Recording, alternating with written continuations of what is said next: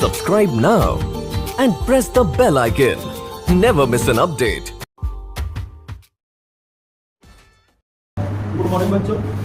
Class 12 के physics का 7वां chapter प्रत्यावर्ती धारा, इसमें आज हम लोग देखेंगे एसी सर्किट कंटेनिंग एलसीआर यानी इंडक्टिव, कैपेसिटर और रेजिस्टेंस तीनों एक ही सर्किट में होगा। ऐसा एक प्रत्यावर्ती धारा परिपथ को हम लोग पढ़ेंगे, या इसको शॉर्ट में केवल एलसीआर परिपथ नहीं कर सकते। बहुत ही इंपॉर्टेंट टॉपिक है ये। लॉन्ग टाइप क्वेश्चन में 5 मार्क्स के पूछे जाएंगे एलसीआर परिपथ। अब ध्यान दीजिएगा, कंडीशन क्या है, एक प्रतिरोध, एक संधारित्र और एक प्रेरित्र को लेना है। तो यहाँ पर देखिए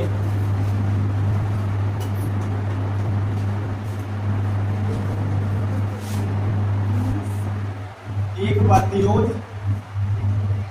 R, एक प्रेरित्र L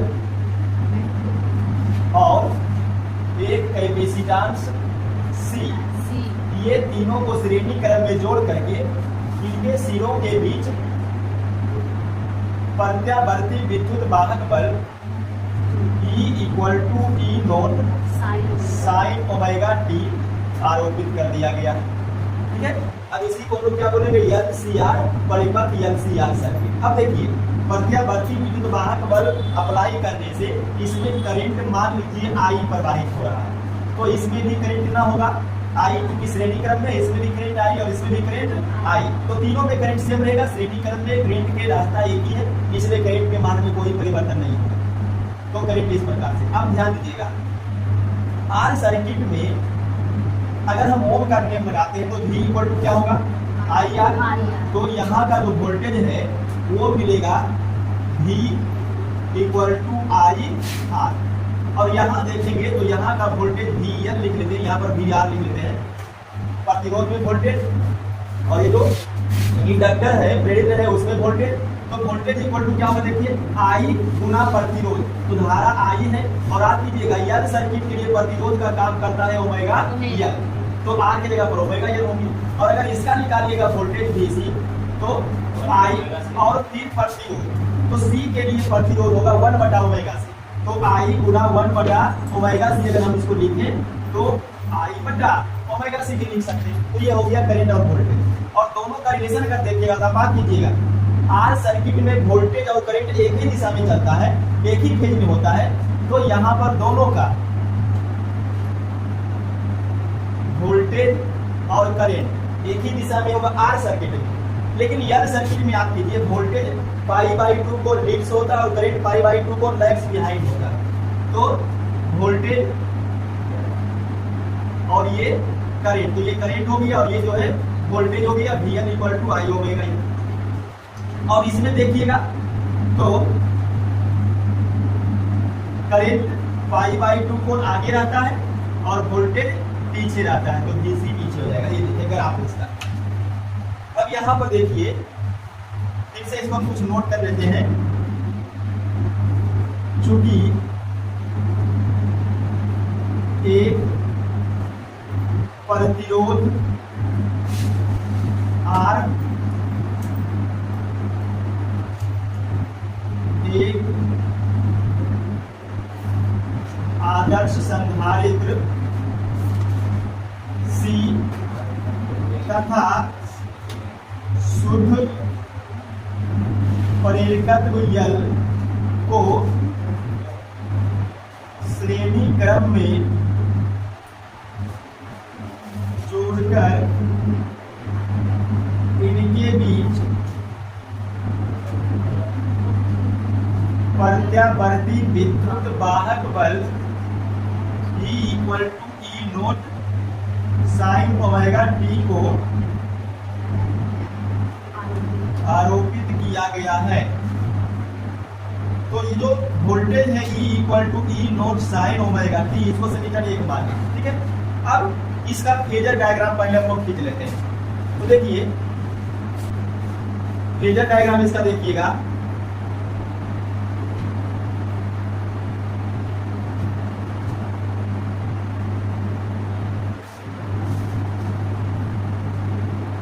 मोल बिंदु 0। अब देखिए आर सर्किट में वोल्टेज और करंट एक ही फेज में होता है, तो आर सर्किट में वोल्टेज और करंट एक ही फेज में है, तो इसलिए इसको हम यहाँ से दिखलाते हैं। देखिए ये वोल्टेज आर का और ये करंट आर का, दोनों एक ही फेज में, दोनों एक ही डायरेक्शन में, वो एक्स अक्ष में दर्शा दिए। और अगर हम यल सर्किट में देखते हैं तो यल सर्किट में देखिए करंट इधर है और वोल्टेज कितना है, π/2 कोण लीड से है, तो ये यल सर्किट का वोल्टेज हो गया। और सी सर्किट में देखिए करंट यहाँ है, लीड से है, और वोल्टेज π/2 कोण पीछे तो नेगेटिव में नीचे तो क्या जाएगा, माइनस पीछे होगी, तो ये VC हो गया यहाँ।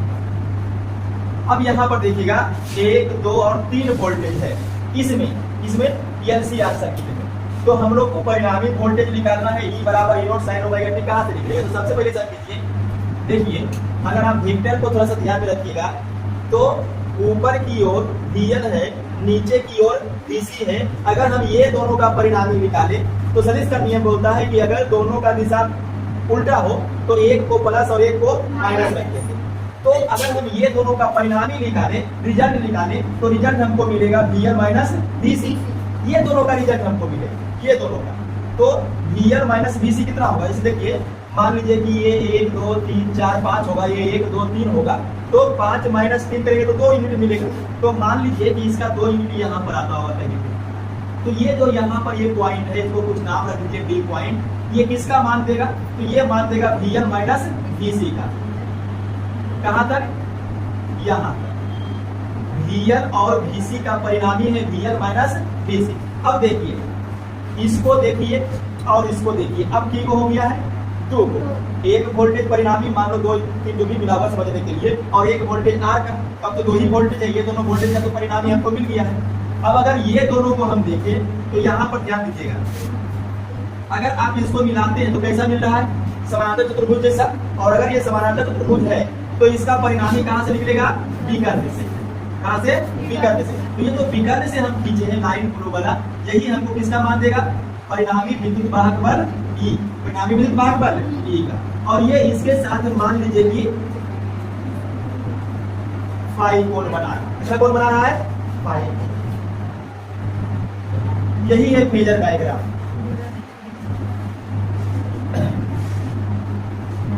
तो इसमें नोट कर सकते हैं यहाँ पे, चूंकि आर सर्किट में वोल्टेज और करंट एक ही फेज में होता है, इसलिए इसे OX अक्ष से दर्शाया गया है।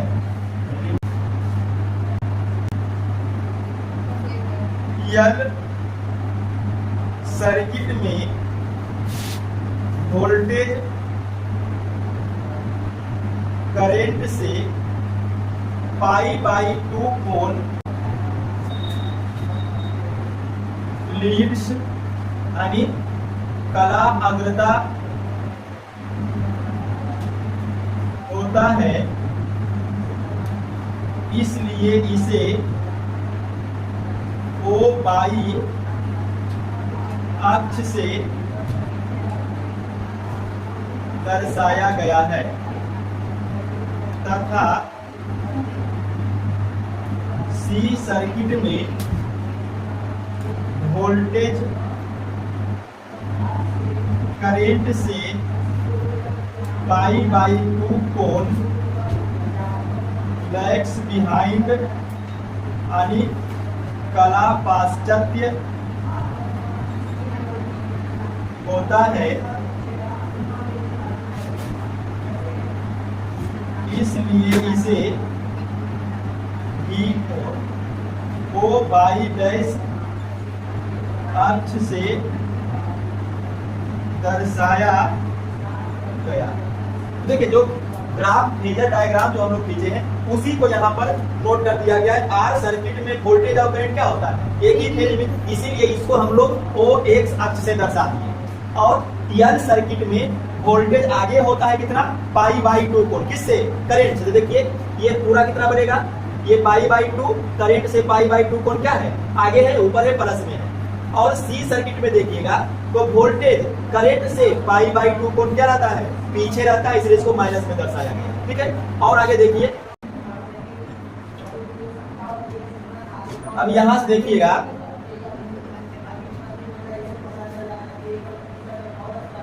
VL तथा VC के परिणामी VL माइनस VC को OD से निरूपित किया गया है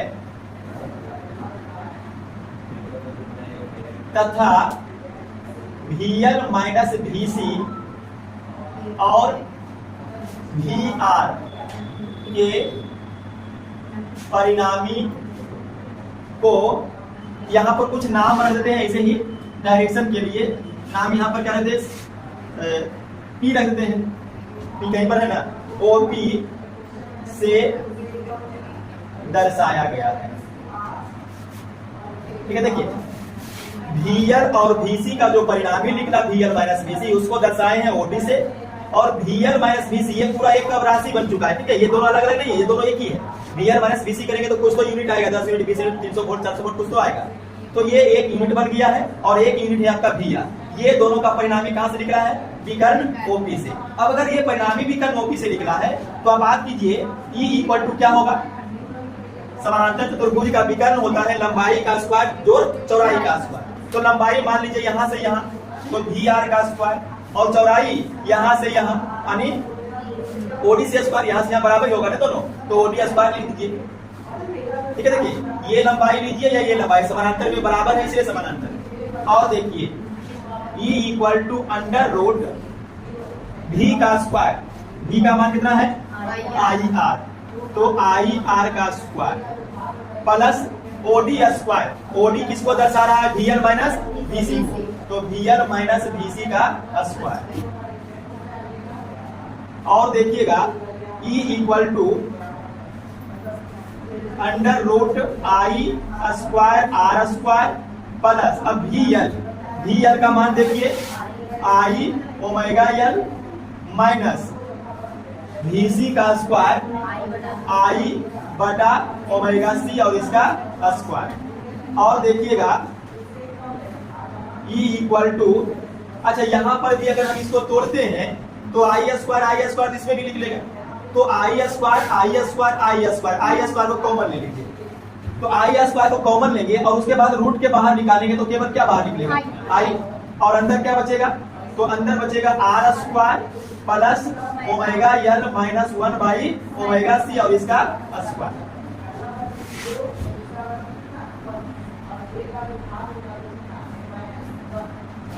और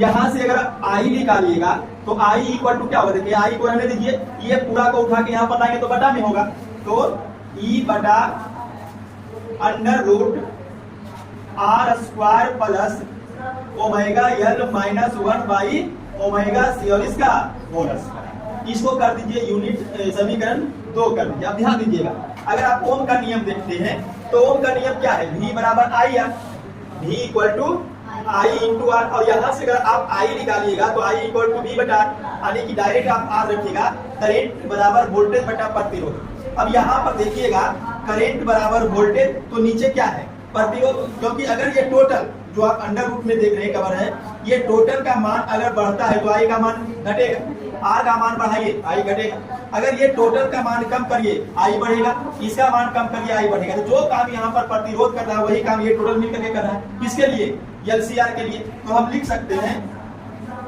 समीकरण 2 की तुलना ओम के नियम से करने पर हम पाते हैं कि LCR परिपथ के लिए ये टोटल है under root R square plus omega L minus 1 बटा ओमेगा C का स्क्वायर, किसका कार्य कर रहा है, प्रतिरोध का कार्य करती है, इसे प्रतिबाधा, अंग्रेजी में इम्पीडेंस कहते। इसको भी आप अलग से याद रखिएगा, बीबीआई है, आपसे पूछेगा कि प्रतिबाधा से आप क्या समझते हो, तो डायरेक्ट आप यहां से लिखिएगा एलसीआर परिपथ के लिए ये राशि जो है वो प्रतिरोध का कार्य करता है, यही राशि क्या कहलाएगा, प्रतिबाधा। क्या कहलाएगा, प्रतिबाधा। और इसे हम सूचित करेंगे जेड से, इसे जेड से सूचित करते हैं। ठीक है, तो ऐसा कीजिए, आप यहां तक नोट कीजिए, उसके बाद आगे बढ़ते हैं इसमें। चलिए यहां देखिएगा, प्रतिबाधा को सूचित करेंगे जेड से, और जेड बराबर क्या होगा, तो जेड बराबर होगा under root R square plus omega N minus 1 बटा ओमेगा सी का स्क्वायर। तो ये फॉर्मूला भी याद रखिएगा ऑब्जेक्टिव के लिए। ठीक है, एलसीआर परिपथ में प्रतिबाधा यानी प्रतिरोध होता है, तो ये फॉर्मूला याद रखिएगा, under root R square plus omega N minus 1 बटा ओमेगा सी का होल स्क्वायर। अब वहां पर 4 ऑप्शन में 2-3 को गलत रहेगा, ये वाला ऑप्शन सही बना रहेगा। ठीक है, तो ये वाला भी पूछेगा। चलिए ये हो गया। अब यहां पर ध्यान दीजिएगा, अगर ये प्रतिरोध का कार्य करता है तो इसका भी एसआई मात्रक क्या होगा, ओम होगा। इसका एसआई मात्रक ओम होता है। ठीक है, अब यहां पर देखिएगा, चूंकि या माना कि कर लीजिए, माना कि परिणामी विद्युत वाहक बल E, परिणामी विद्युत वाहक बल कौन है, E है, और ये VR के साथ फाई कोण बनाती है, बना रही है ना, चित्र में देखिएगा मेजर डायग्राम। परिणामी विद्युत वाहक बल फाई कोण किसके साथ बना रहा है, VR के साथ। तो यहां पर अगर हम tan फाई निकालें तो tan में होता है थीटा के सामने का भुजा लंब, तो ये बड़ा लंब हो जाएगा, इतना लंब। हम ओडी भी लिख सकते हैं, बराबर ही तो होगा, तो ओडी और बटा आधार, आधार कौन आएगा, यहां से यहां VR। ठीक है, समझिए, देखिए इसके सामने का ये लंब है, तो ये वाला लीजिए या ये वाला, दोनों बराबर ही रहेगा, तो हम इसी को ले लिया ओडी, चूंकि इसका मान हमको पता है VL माइनस BC। और देखिएगा tan phi equal to O से D, O से D कितना है, VL माइनस BC बटा VR।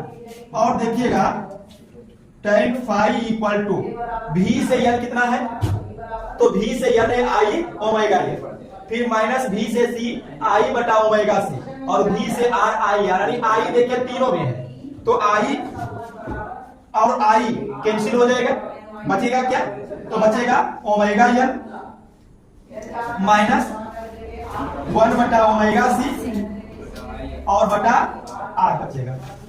ठीक है, तो ये जो है आ गया tan फाई का मान, यानी डायरेक्शन का मान। अब यहां पर स्पेशल केस लगाइएगा,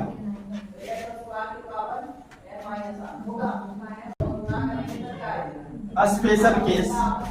तो पहला केस देखिएगा, if omega L greater than 1 by omega C. अब ध्यान दीजिएगा चलो, अगर ओमेगा एल का मान बड़ा हो जाए और 1 बटा ओमेगा सी का मान छोटा हो जाए, तो हम क्या कर सकते हैं कि ये जो tan फाई होगा वो कैसा होगा, धनात्मक होगा, नहीं होगा। देखिए मान लीजिए कि इसका मान ऐसे ही 100 ओम है और इसका मान लीजिए कि 50 ओम है, तो 100 में से 50 जाएगा कितना आएगा, +50, तो इसका मतलब tan फाई पॉजिटिव होगी। और tan फाई पॉजिटिव होने का मतलब क्या है कि फाई पॉजिटिव है, अर्थात फाई पॉजिटिव है, धनात्मक है। और फाई धनात्मक का मतलब क्या है, ध्यान दीजिएगा, फाई किसके किसके बीच का एंगल है, वोल्टेज आर का और परिणामी वोल्टेज का, वोल्टेज आर का और परिणामी वोल्टेज का। अब अगर ये पॉजिटिव हो गया तो इसका मतलब है कि ये पॉजिटिव में रहेगा, तो करंट क्या रहेगा पीछे और वोल्टेज आगे, π/2 कोण से या फाई कोण से। तो यहां पर हम लिख सकते हैं, अतः वोल्टेज करंट से लीड्स होगा, क्या होगा, लीड्स माने आगे रहेगा, अग्र होगा। तो ये कंडीशन हो गया।